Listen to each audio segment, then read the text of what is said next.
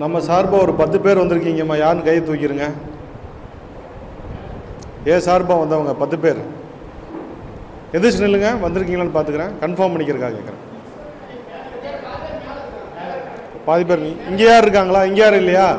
நம்ம மூலியமாக வந்தவங்க மட்டும் ஒன்று. அதுதான் கையைத்தானே தூக்க சொன்னேன். கையவே தூக்கலைன்னா எப்படி தொழில் நம்ம வியாபாரம் பண்ணி சம்பாதிக்கிறது? 1 2 மேலேஜி இருக்காங்களா? நீ பார்த்துட்டீங்களா? ரஹீம் பார்த்துட்டீங்களா? ரைட், உட்கார் உட்கார் உட்கார்.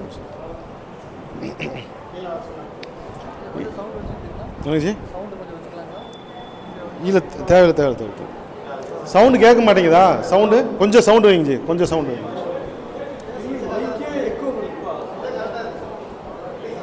கிளியர் இல்லை, கொஞ்சம் சவுண்டு வைங்க பார்க்கலாம்.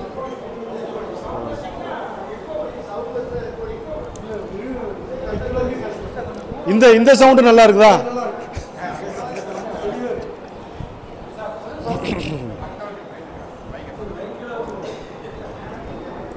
அல்ஹம்துலில்லாஹ் அல்ஹம்துலில்லாஹி ரப்பில் ஆலமீன்.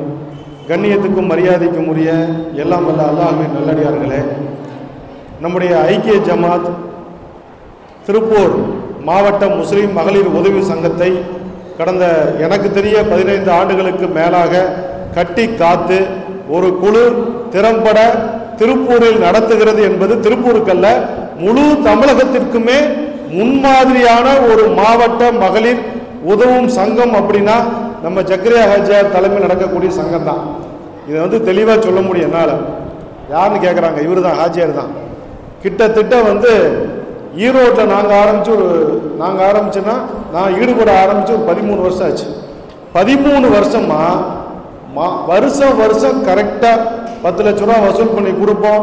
30 லட்ச ரூபாயை வாங்கி அழகாக 10,000 5,000 சொல்லி கொடுத்து முடிச்சிடுவோம்.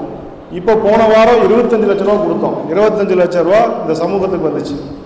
ஆனால் நீண்ட காலமாக பல மாவட்டங்களுக்கு பல முறை சொல்லி கூட 1 ரூபாய் கூட அவர்கள் வசூல் பண்ணாமல் இருந்த அந்த காலகட்டத்தில் கூட மிக திறம்பட, ஆச்சரியமா இருக்கும், மிக பொறுப்புணர்ச்சியோட இந்த சங்கத்தை கட்டி காத்து வந்தவர்கள் நம்ம ஹாஜியார் அவங்க.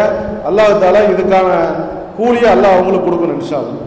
அதே மாதிரி திருப்பூர் பெரிய பள்ளிவாசலுடைய இப்பொழுது தலைவர், எங்கள் எல்எச்ஏஎம் மஸ்ஜித் சேவை குழுவின் தலைவர் ஹாஜி சிராஜுதீன் அவர்கள், திருப்பூர் மாவட்ட மஸ்ஜித் சேவை குழுவின் ஒருங்கிணைப்பாளர் ஹாஜி ஜுபேர் அகமது அவர்கள், மஸ்ஜித் சேவை குழுவுடைய ஒருங்கிணைப்பாளர் இங்கே ஜாஃபர் மஸ்ஜிதுடைய ஒருங்கிணைப்பாளர் நம்ம ரஹீம் நண்பர் ரஹீம் அவர்கள், இப்படி பல பேர் இருக்காங்க. சேமூரில் பல பேர் எங்கள் மஸ்ஜித் சேவை குழுவோடு இணைந்து செய்கிறார்கள் என்பதை விட நாங்கள் அவர்கள் மஸ்ஜிதுகளோடு இணைந்து செய்து கொண்டிருக்கிறோம்.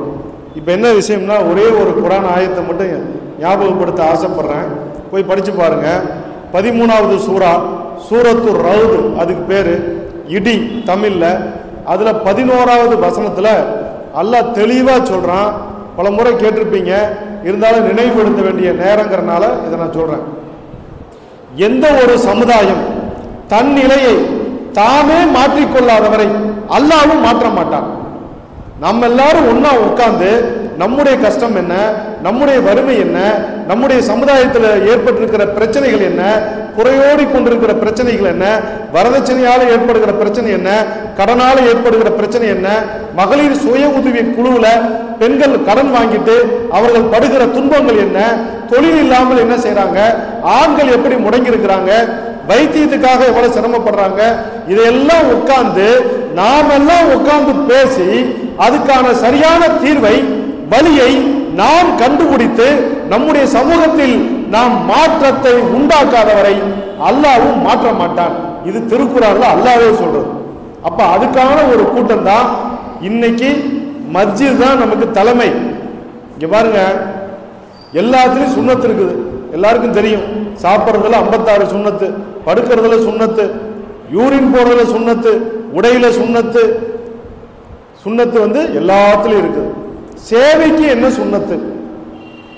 சேவைக்கு சுன்னத்து இருக்கும்ல. சர்வீஸ், சோசியல் சர்வீஸ்னா அதுக்கு ஒரு சுன்னத்து இருக்கும்.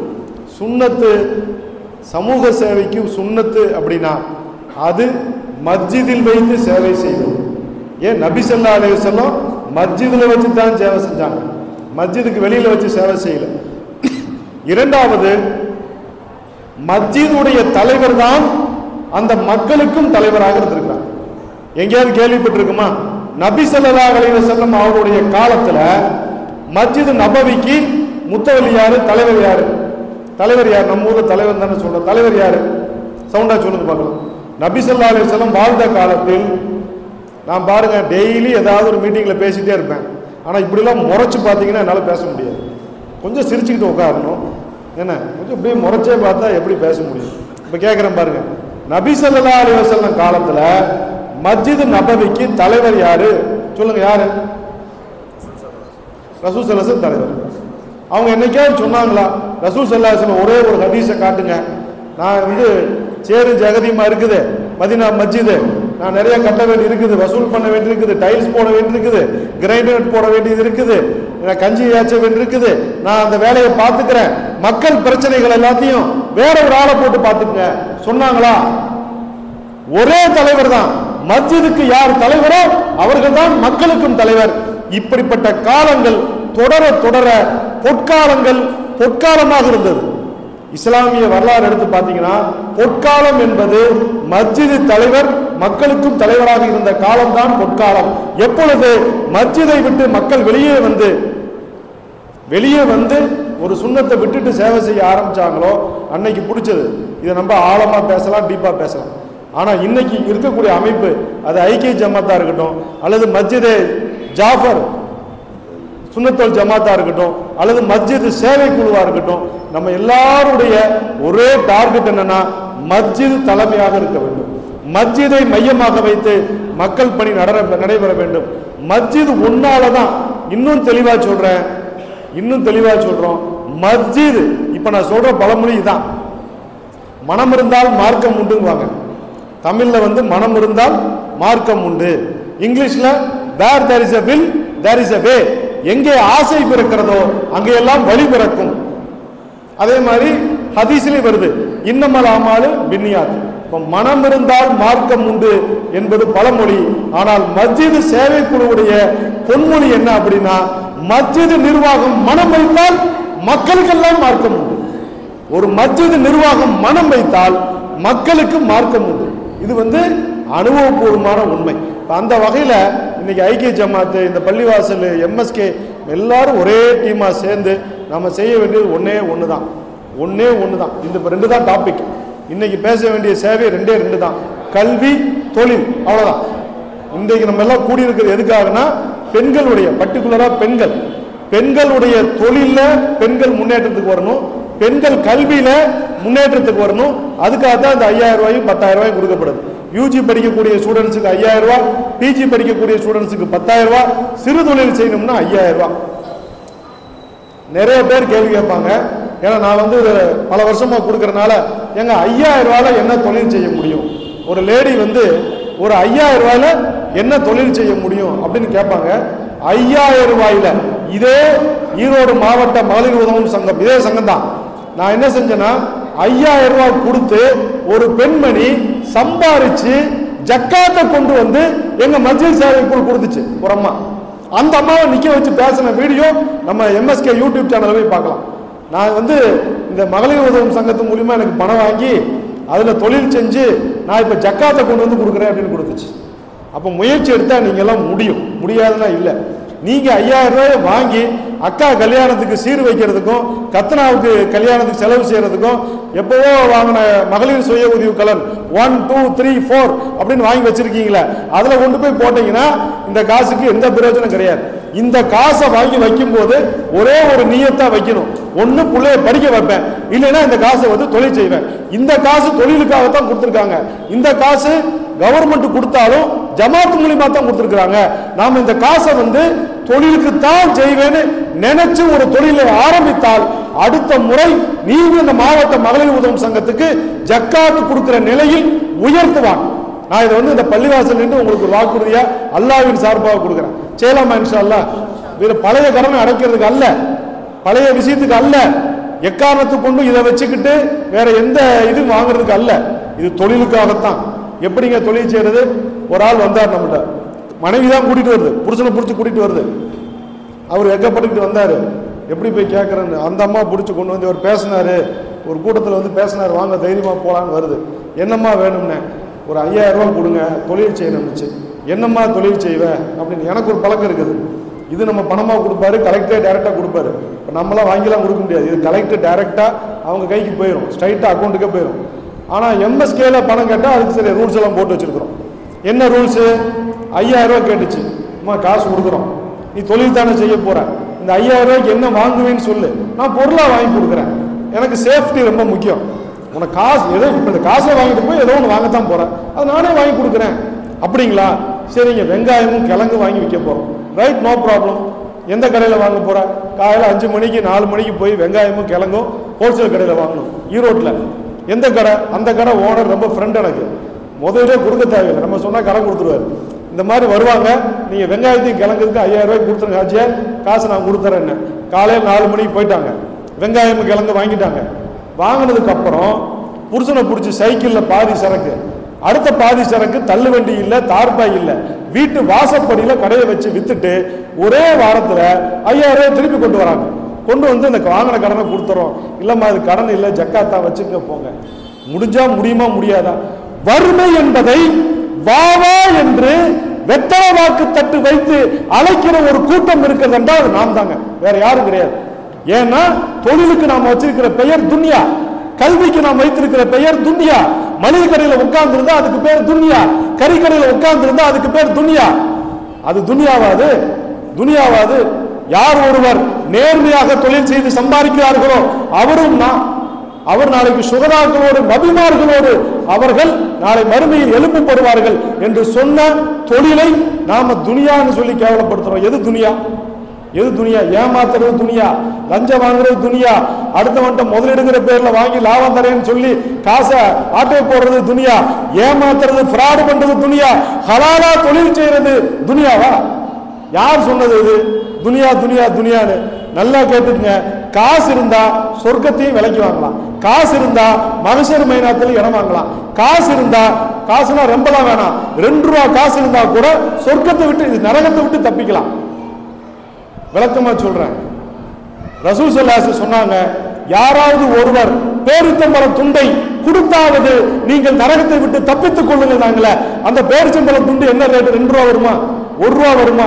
அப்போ உங்களுக்கு 1 ரூபா காசு இருந்தா ஒரு பேரிச்சம்பழத்தை ஏழைக்கு வாங்கி கொடுத்து கூட உன்னால் நரகத்தை விட்டு தப்பிக்க முடியும் என்றால் அந்த பணத்தை சம்பாதிக்க வேண்டுமா இல்லையா?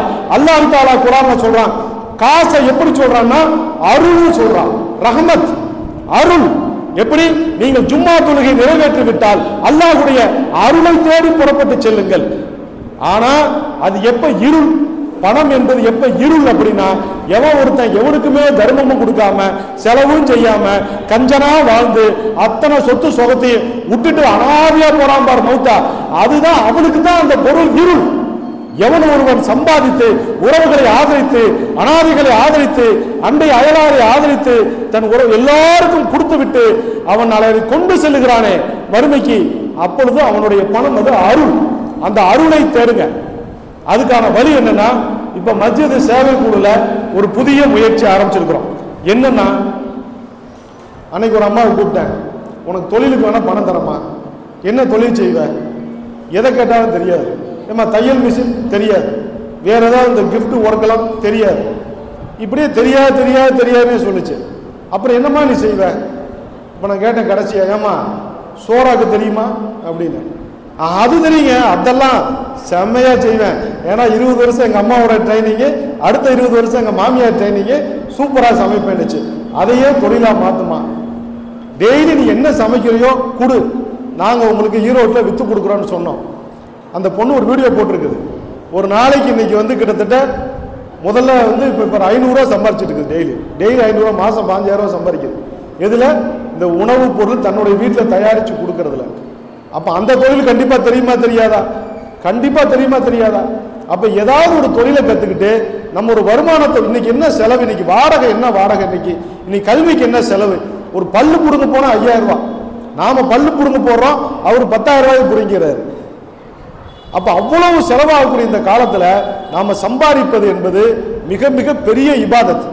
அதனால இன்ஷா அல்லாஹ் எங்க பிரச்சனை ஸ்டார்ட் ஆகுதுன்னா, கடன் வாங்காதீங்க. மகளிர் சுய உதவி குழுவுல கடன் வாங்குறீங்களே, ஏதோ ஒரு காரணம் தேவைக்காக வாங்குறீங்களே, அதை வாங்கி ஏதாவது ஒரு பிரச்சனைக்கு கொடுக்குறீங்களே. ஆனா பிரச்சனையிலேயே பெரிய பிரச்சனை என்னன்னா, நீங்க சுய உதவி குழுவுல கடன் வாங்குற பிரச்சனையை விட எனக்கு தெரிய வேற பிரச்சனை இல்லவே இல்லை பெண்களுக்கு. அது மருத்துவம் ஆகட்டும், வேற எதுவா வேணாலும் இருந்துட்டு போகட்டும். ஆனா குழுவுல கடன் வாங்கி நீங்க சந்திக்கிற அவமானங்கள் இருக்குது பாருங்க, அது மாதிரி பிரச்சனை எதுவுமே இல்லை. ஈரோட்ல கருங்கல்பாளையத்துல தாயும் 2 பிள்ளைகளும் தூக்கு போட்டு இறந்ததற்கு காரணம் இந்த சுய உதவி குழுவுல கடன். அதே மாதிரி எக்காரணத்தை கொண்டும் 1 லட்சம் ரூபா கொடுத்தா 5000 ரூபா கொடுக்குறான்னு சொல்லி தயவு செஞ்சு நகையெல்லாம் வித்து கொண்டு போய் போடாதீங்க. ஒரே ஒரு கிராமத்துல புருஷன்லாம் வந்து மலேசியாவில் உட்காந்து புரோட்டா சுட்டுக்கிட்டு இருக்கிறான். இங்க பொண்டாட்டிமார்கள் எல்லாம் சேர்ந்து எவனோ 1 லட்சம் ரூபா கொடுத்தா 5000 ரூபா தரேன்னு சொல்லி கிட்டத்தட்ட 40 கோடி ரூபா அடிச்சுட்டு போயிட்டான். முஸ்லீம் ஏழை பெண்களுடைய காசு எங்கேயோ உட்காந்துக்கிட்டு உழைச்சு சம்பாதிச்சு அனுப்பிச்ச காசு 40 கோடி ரூபா போச்சு. திருப்பூர்ல இன்னைக்கு 53 மஸ்ஜித் இமாம்களுடைய பணங்கள் ஒரே ஒருத்தனவனால் இரும்பு கடை வச்சு வியாபாரம் பண்றேன்னு சொல்லி லாபத்தை தரேன்னு சொல்லி அத்தனையும் தூக்கிட்டு அவன் ஓடிட்டான். பேப்பர்லையும் டிவிலையும் வந்துட்டு இருக்குது. இது மாதிரி 1 அல்ல 2 அல்ல, எவனுக்குமே நான் காசு கொடுக்குறேன் நீ லாபத்தை கொடு என்று சொல்லுவது உங்கள் பணத்தை இழக்க செய்யுமே தவிர ஒருபோதும் வருமானம் வராது. நீங்க உங்க வீட்டில் உட்கார்ந்து இட்லி சுட்டு வித்தா உங்களுக்கு லாபம் நிச்சயம், தோசை சுட்டு வித்தா லாபம் நிச்சயம், சமோசா பாட்டு வித்தா லாபம் நிச்சயம். உங்களுடைய ப்ராடக்ட் எதுவாக இருந்தாலும் மஸ்ஜித் சேவை குழுவுக்கு கொடுத்தா உங்களுக்கு நாங்கள் மார்க்கெட் பண்ணி தரோம் சார். எல்லாம் அல்ஹம்துலில்லாஹ்னு சொல்லுங்க, கை தட்ட மாட்டீங்க, அல்ஹம்துலில்லாஹ்னு சொல்லுங்க. நீங்க தயாரிக்கக்கூடிய ஏழை எளிய மக்கள், ஆண்களுக்கும் சொல்றேன் பெண்களுக்கும் சொல்றேன், உங்களுடைய வீடுகளில் நீங்கள் தயாரிக்கக்கூடிய பொருட்களை தயாரித்து கொடுத்தால் மஸ்ஜித் சேவை குழு சவுத் இந்தியா பூரா மார்க்கெட் பண்றதுக்காகவே நாங்க வந்து முயற்சியில் இறங்கியிருக்கிறோம் இன்ஷா அல்லாஹ். அதே மாதிரி உங்க குழந்தை இன்னைக்கு 6ஆம் கிளாஸ் படிக்குதுன்னா 12ஆம் வகுப்புல வந்து அடுத்து என்ன படிக்கலாம் அப்படிங்கிறது வந்து எனக்கு என்னமோ அதுல நம்பிக்கை இல்லை. 12ஆம் கிளாஸ் முடிச்சாச்சு, மார்க்கும் வந்துருச்சு, எக்ஸாம் எழுதியாச்சு, அடுத்து என்ன படிக்கலாம் அப்படின்னா என்ன படிக்க முடியும்? 6ஆம் கிளாஸ்ல என்ன படிக்கலாம்ங்கிறத என்ன ஆகலாம்ங்கிறத முடிவு செய்யுங்க. எங்க ஆபீஸுக்கு வாங்க, இன்ஷா அல்லாஹ் உங்க பையனை அந்த இலக்கை நோக்கி அழைத்து செல்வதற்கு மஸ்ஜித் சேவை குழு தயாராக இருக்கிறது. 2 விஷயம் மட்டும் சொல்றேன். ஒன்று, நீங்கள் வீடுகளில் தயாரிக்கிற பொருட்களை நாங்கள் விற்பனை செய்ய தயாராக இருக்கிறோம், அல்லது ஏதேனும் பொருட்கள் தயாரிக்க வேண்டும் என்றால் அதற்கு பயிற்சி கொடுக்க நாங்கள் தயாராக இருக்கிறோம். உங்கள் குழந்தைகள் 6ஆம் வகுப்பு படிக்கும் போதே அதனுடைய லட்சியங்களை நிர்ணயித்து அதற்கான பயணங்களில் அழைத்து செல்வதற்கு நாங்கள் தயாராக இருக்கிறோம். எங்களை நீங்க கான்டாக்ட் பண்ணணும்னா இங்க ஜாஃபர் ஒருத்தருக்கார், எங்க பாலக்கானா ஜாஃபர், நம்ம ரஹீமோட அக்கா பையன், அவர் தான் எம்எஸ்கே உடைய கோஆர்டினேட்டர். இங்க 2 நாளைக்கு 48 மணி நேரத்தில் ஒரு தடவை அவர் என்கிட்ட பேசுறீங்கன்னா எனக்கு தூக்கம் வராது, இல்லைன்னா அவருக்கு தூக்கம் வராது. அந்த மாதிரி யாரோ ஒருடைய கஷ்டத்தை பத்தி நம்மகிட்ட பேசிக்கிட்டே இருப்பாரு, அவரையும் பாருங்க. இல்லை அப்படின்னா இப்போதைக்கு திருப்பூர் பெரிய பள்ளிவாசல் சாலை நம்ம மாவட்ட முஸ்லீம் லீக் அலுவலகத்துக்கு நேர் எதிரில் நம்ம எம்எஸ்கே எம்பவர்மெண்ட் சென்டர், உங்களை எல்லாம் எம்பவர்மெண்ட் ஆக்கணுங்கிறதுக்குனே ஒரு சென்டர் ஆரம்பிச்சிருக்கிறோம். 24 மணி நேரம் இயங்கக்கூடிய ஒரு அலுவலகம். நீங்க தாராளமாக வந்து கான்டாக்ட் பண்ணலாம். அதே மாதிரி இந்த மாவட்ட மகளிர் உதவும் சங்கம் நம்பிக்கையோடு நீங்க நன்கொடைகளை கொடுக்கலாம். 10 லட்சம் ரூபாய் கொடுத்தா முதல்ல அதுக்கு பேர் வந்து கோசா பெண்கள் மகளிர் உதவும் சங்கம். ஆரம்பிச்சது யாருன்னா வெள்ளக்காரன். அந்த காலத்துல அதிகமான முஸ்லிம்கள் சுதந்திர போராட்டத்துல உயிரிழந்த காரணத்தினால பெண்கள் வீட்டை விட்டு வெளியே வர முடியல. கோஷா பெண்கள் அவங்களுக்கு ஏதாச்சும் உதவணுமேங்கிறதுக்காக 1000 ரூபாய் சமுதாயம் கொடுத்தால் கவர்மெண்ட் இன்னொரு 1000 ரூபாய் போட்டு கொடுப்போம்னு ஆரம்பிச்சதுதான். கலைஞருடைய பீரியட்ல அதை தூசி தட்டி எழுப்பி 10 லட்சம் ரூபாய் கொடுத்தா 20 லட்சம் நாடு. அதுக்கப்புறம் ஏடிஎம்கே கவர்மெண்ட்ல 10 லட்சம் ரூபாய் கொடுத்தா 30 லட்சம் நாடு. இப்ப தளபதி முதலமைச்சர் இப்ப உள்ள ஸ்டாலின் கவர்மெண்ட்ல 20 லட்சம் ரூபாய் கொடுத்தா 60 லட்சம் ரூபான்னு சொல்லியிருக்கிறார். 60 லட்சம் ரூபாய் ஒவ்வொரு ஆண்டும் இந்த சமுதாயத்துக்கு வருகிறது. இந்த திட்டத்தை மட்டும் சிறப்பாக பயன்படுத்தினாலே நம்முடைய சமுதாயம் ஒவ்வொரு ஆண்டும் தொழிலிலும் கல்வியிலும் வளர்ச்சி அடையும். தயவு செய்து அறிவுள்ள சமுதாயமாக ஆரோக்கியமுள்ள சமுதாயமாக திகழ்வதற்காக எல்லாம் வல்ல அல்லாஹ்வை பிரார்த்தனை செய்து விடைபெறுகிறேன். நன்றி. வாஹிரு தாவானா அல்ஹம்துலில்லாஹி ரப்பில் ஆலமீன்.